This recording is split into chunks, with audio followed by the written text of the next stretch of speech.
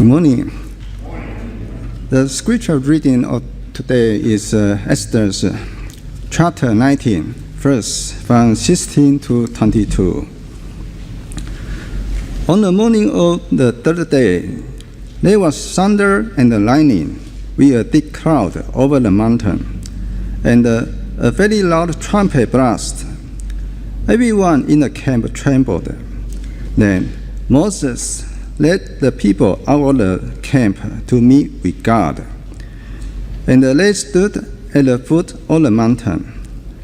Mount Sinai was covered with smoke, because the Lord descended on it in fire.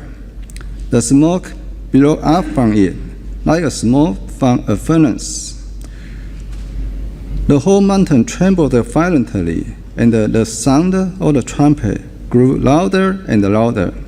Then Moses spoke, and the voice of God answered him.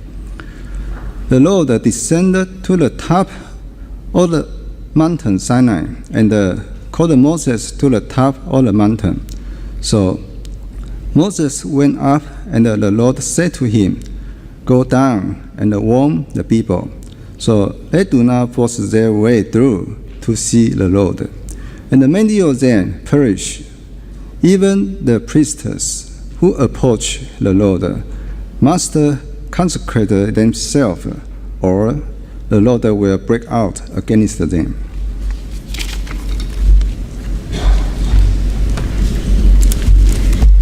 Thank you, Charles.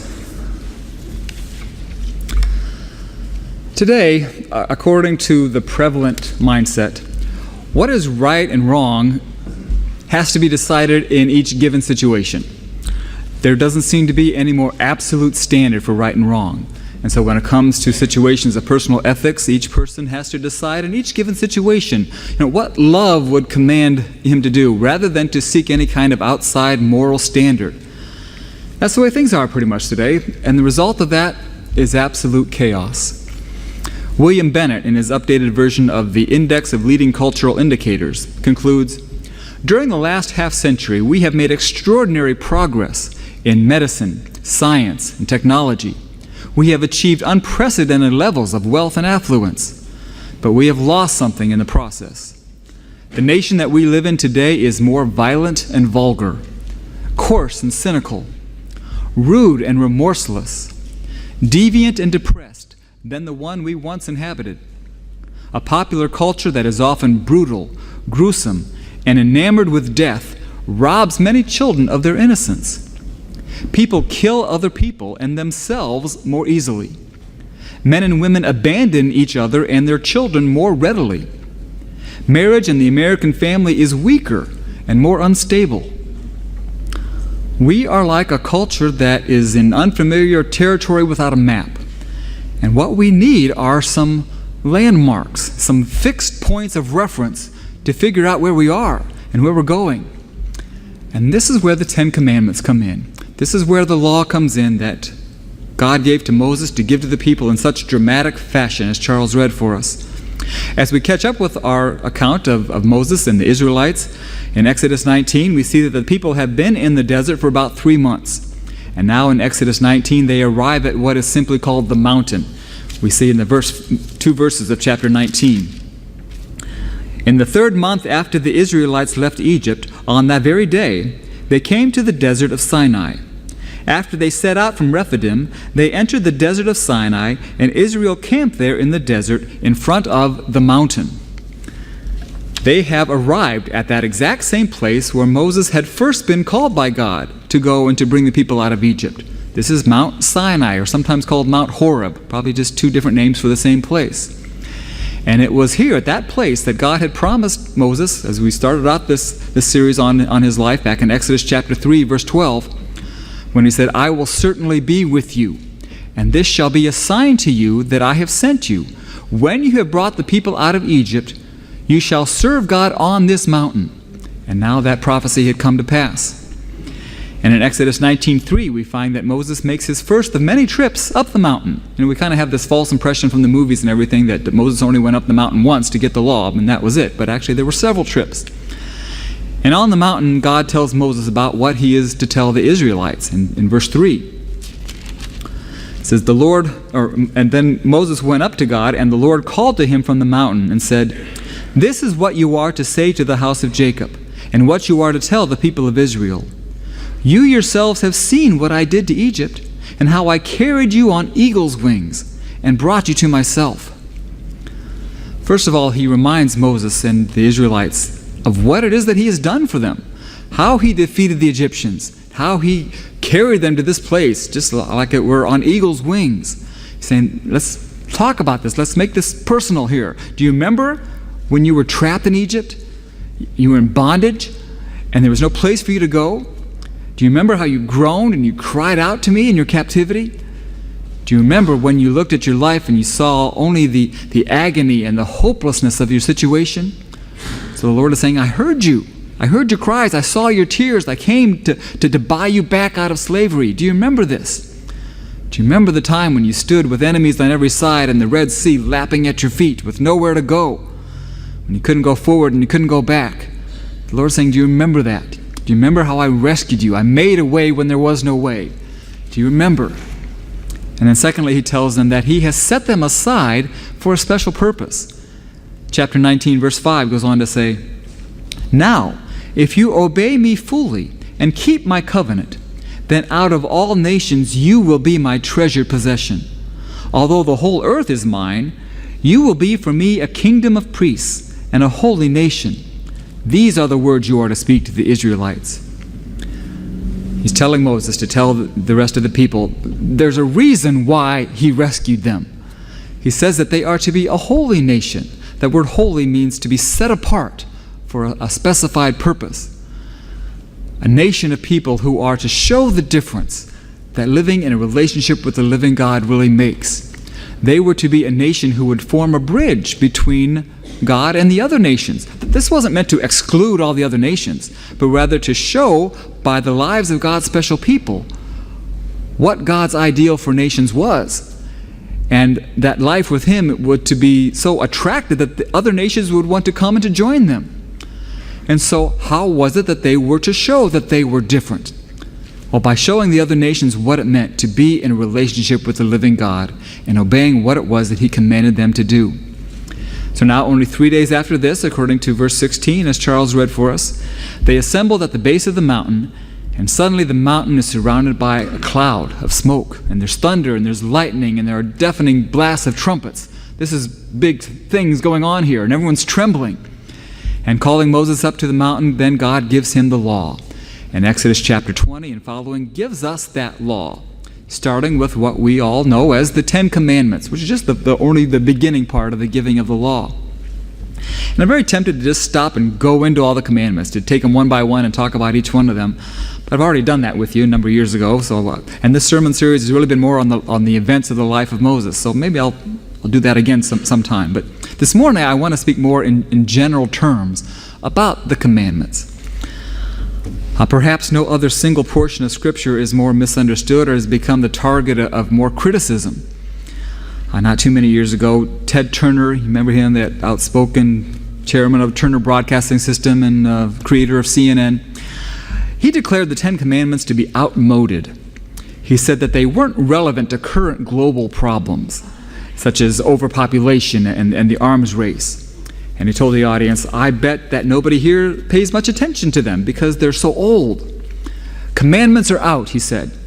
To replace them, Turner offered his own 10 voluntary initiatives. They included to help the downtrodden, to love and to respect planet Earth, to limit families to 2 children.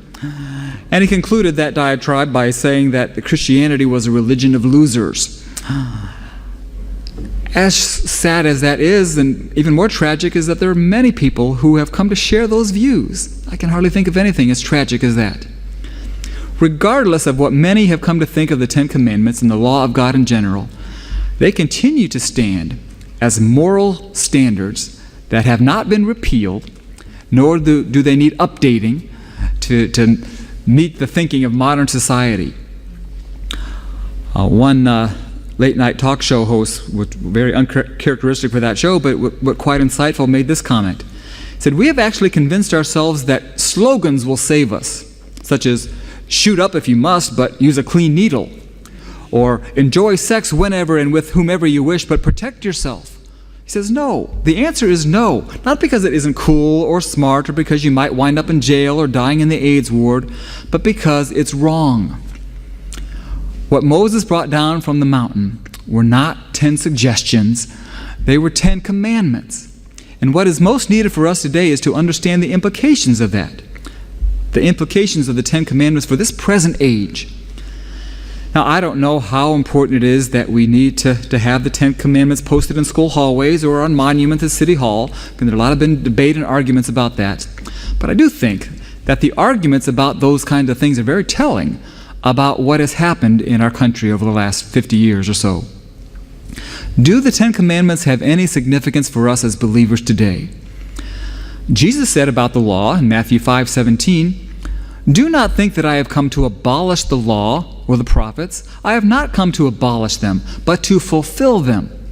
I tell you the truth, until heaven and earth disappear, not the smallest letter, not the least stroke of the pen, will by any means disappear from the law until everything is accomplished. Jesus himself said, this is never going to be outdated. He didn't come to break the law or to do away with it, but he came to fulfill it. It means to fill it full. Literally, that word means to give it full meaning. Jesus not only adhered to the 10 commandments, but he was the living exposition of them. And what Jesus did was to show us that the commandments were not just about having a nice, neat little set of rules to regulate our lives, but rather it is what we need to behave in such a way that others are going to look at our lives and ask, why? What is this all about? And it will point to having a living relationship with the living God who gave us these commandments. So today I would like for us to ask and to answer the question, what are we to do with the 10 commandments today? Well, first of all, we are to use them as a mirror. The law was not given so that Israel, by keeping it, could make themselves acceptable to God. Although that's what a lot of people have made it out to be. Oh, I got these rules, and if I follow them, then I'm good. God and I are tight, and we see eye to eye, and I'm on the right page with Him. Our right standing before God was then and is now attained only through faith in Him. The law functioned to reveal to the Israelites their sinfulness by that striking contrast to their lives and the standards of a holy God. Paul tells us that too in Romans 3:19. It says, whatever the law says, it says to those who are under the law, so that every mouth may be silenced, and the whole world held accountable to God. Therefore no one will be declared righteous in his sight by observing the law. Rather, through the law, we become conscious of sin.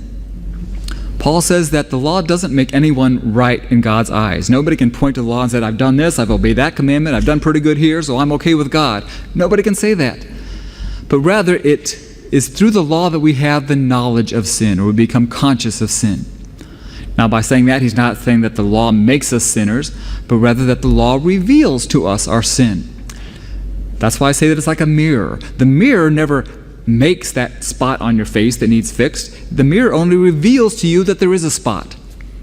We need to remember that the law was given to a redeemed people.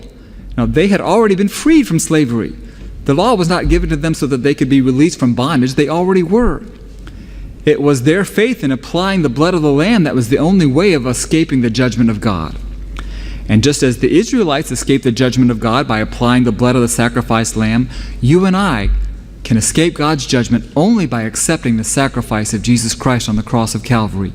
We are not saved. We don't earn brownie points or any kind of merit or favor with God by how well we keep the law, but rather by applying the blood that was sacrificed for us on the cross to our lives as faith in His completed sacrifice. So the law just points that we need that to happen. It's a mirror showing us the marks on our face that need to be removed. So is that all it's good for? No. We are also to use the 10 Commandments as a compass to give us direction. God has given us His law to let man know what is right and what is wrong, because there is a right and there is a wrong. And the 10 Commandments show us that. Stealing is wrong because God says it's wrong. And I think just about everybody concurs with that. Even our society says you shouldn't steal. It's wrong. Now, the reasons they say that might be different than we do. They say, well, it's not fair to other people, and it's just not right to take what doesn't belong to you. But we can just say stealing's wrong because God says it's wrong.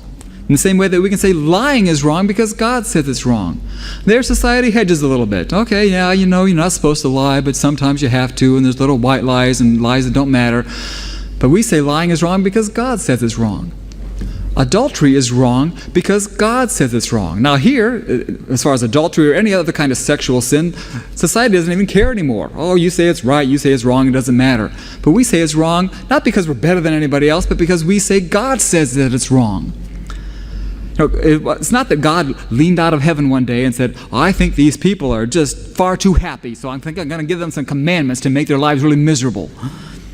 No, in reality, God looked out and he saw that men and women were continually ruining their lives, enslaving themselves to sin and to its consequences. And so he therefore summarized these 10 life-directing principles in order to bring order and harmony to life where there was none. On the Fox River and the Chino Lakes waterways of northern Illinois, officials annually face an expensive problem. Of the roughly 600 buoys on these waterways, not one is expected to last the entire season. Each year, the attrition rate for the lighted plastic buoys has been 125%. In other words, they have to replace every one of them throughout the year, and some more than once. Well, what happens to them? Officials say that the buoys are willfully smashed to pieces by vandals. And in doing so, boaters are only hurting themselves and others, of course. The buoys are there to provide safety and direction for boaters. Some of them mark no wake zones where power boaters must go at slower speeds. Others indicate shallow areas where boating could be dangerous. And others show the mouths to channels, actually providing direction to boaters. And so smashing these buoys may bring laughs, but it's an expensive hobby. An agency ordinance levies a $1,000 fine on boaters convicted of maliciously vandalizing these plastic buoys.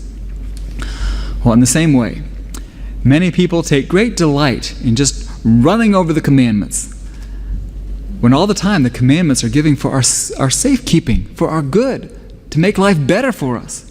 And yet that sinful nature within us hates them nonetheless.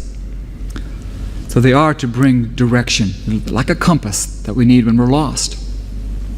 Then thirdly, and most importantly, we are to allow the commandments to lead us to Christ. We are to allow the 10 commandments to act as a guardian to bring us to Jesus Christ. Galatians 3:24 says, "So the law was put in charge to lead us to Christ, that we might be justified by faith."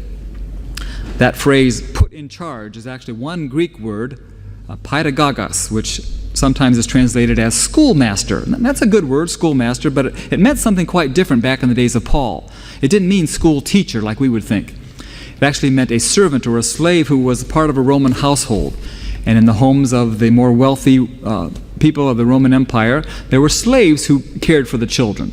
And when a child was born into such a home, he was put into the custody of a servant or a slave who actually did most of the raising of that child. And when that little one grew to a certain age and was to go to school, it was the servant. He was the one who would take the little one by the hand and lead him to school and turn him over to the school teacher. And so that helps us to understand what is meant here by the law is our schoolmaster. The 10 Commandments won't take you to heaven, but they'll point you in the right direction.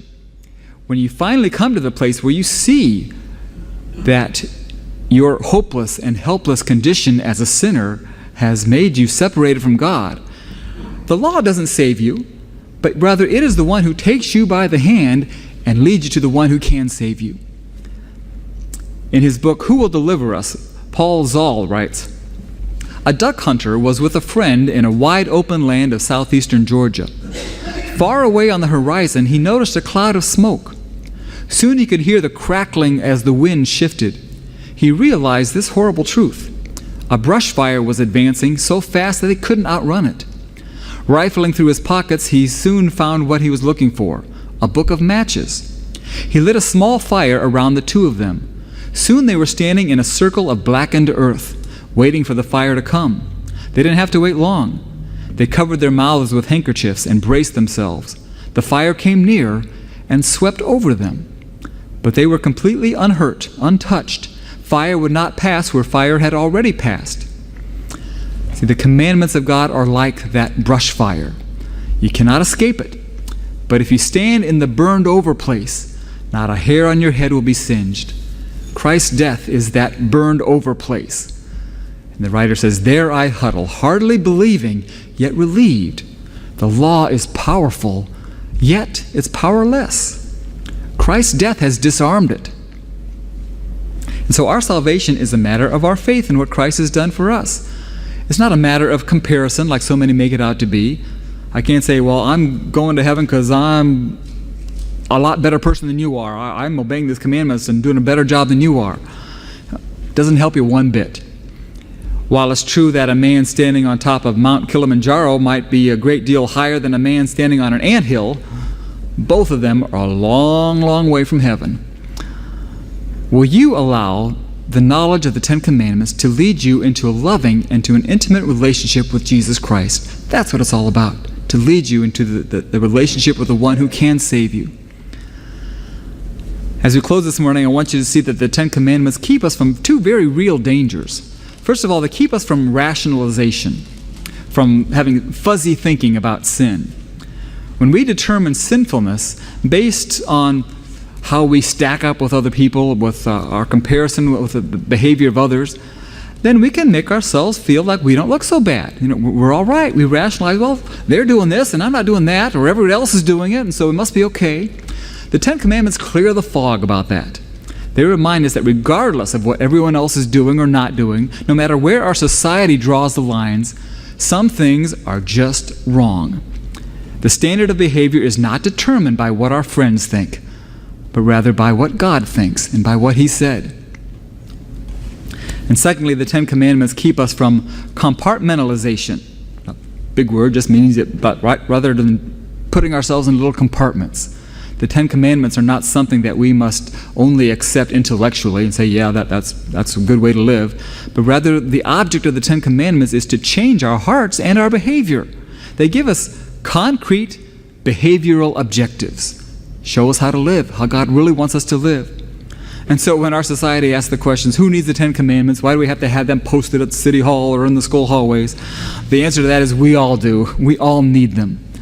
And if you have not already done so, would you allow the commandments of God to lead you to Christ? Commandments can't save you. No matter how good you are or how well you follow them, that's not going to save you.